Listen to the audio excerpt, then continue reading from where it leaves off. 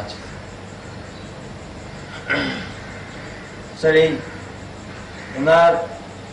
উনি তো নিজেও জানেন যে বিভিন্ন উনি যে সময়ে সরকার চালিয়েছেন বা বিরোধী দল নেত্রী ছিলেন, ওনার কর্তৃক অনেকগুলো অন্যায় হয়েছে। যেমন ধরেন বিভিন্ন প্রতিষ্ঠান থেকে উনি টাকা নিয়েছেন, বিভিন্ন ব্যক্তির কাছ থেকে উনি টাকা নিয়েছেন, এমনকি ফ্রিগেট করেও উনি টাকা নিয়েছেন। তো এই ক্ষেত্রে উনি জানেন যে ওনার বিরুদ্ধে যদি সরকার মামলা করে তাহলে সেই মামলায় ওনার জন্য যেটা খুব কষ্টকর হবে। এটা জানা সত্ত্বেও উনি কেন আসলেন দেশে?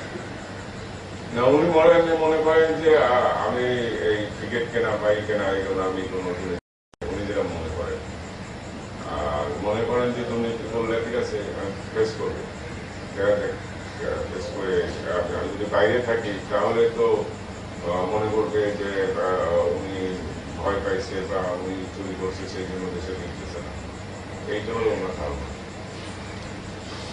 আচ্ছা স্যার, ওই যে কেয়ারটেকার গভর্নমেন্ট আসার আগে চাঁদুরা জোট যেদিন দেশ তারা কেয়ারটেকার গভর্নমেন্টের কাছে ছেড়ে দিলেন, সেই সময় ঘটনায় যে লগি ভোটা নিয়ে দেশে চারিদিক থেকে সমর্থকদের আসতে বললেন, এই জিনিসটা কি একটু মনে করেন না স্যার একটু ভুল হয়ে গিয়েছিল? এটা আপনার যেটা আমরা নিয়ন্ত্রণ করতে পারবো না সেটা তো আপনার সেইটা প্রোগ্রাম দেওয়া উচিত না, এটা আমি মনে করি। কারণ রবি বছর না আনে যদি আপনি শান্তিপূর্ণ আসতো তাহলে যে দুঃখজনক ঘটনা ঘটছে এইটা হয়তো ঘটছে। স্যার, সারা বিশ্বে দেখলো যে এই রোগী বৈঠা দিয়ে জীবন্ত মানুষগুলাকে মেরে ফেলা হয়েছে।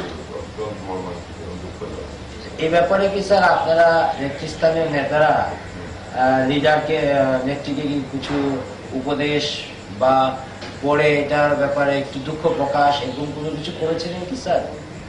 হ্যাঁ, নেত্রীকে তো আমরা বলছিলাম যে এই ঘটনাগুলো যদি এই ঘটনাগুলো ঘটলো আমাদের দলের যদি কিছু হয়ে থাকে সে ব্যাপারে আমার মনে হয় যে ব্যবস্থা নেওয়া ওদের ঠিক আছে আমি দেখি। আচ্ছা, আপনি কি মনে করেন না স্যার যে এই লগি বইটা নিয়ে আসা নির্দেশটা যদি না দেওয়া হতো তাহলে এরকম একটা পরিস্থিতি থেকে আমাদের বহির্বিশ্বে আমাদের দেশের ইমেজটা অনেক ভালো থাকতো? অবশ্যই অবশ্যই, এটা কোনো প্রশ্ন নেই। তো স্যার, এরকম একটা ডিসিশন নেওয়ার পূর্বে আপনারা কিছু ওনাকে বলেননি স্যার?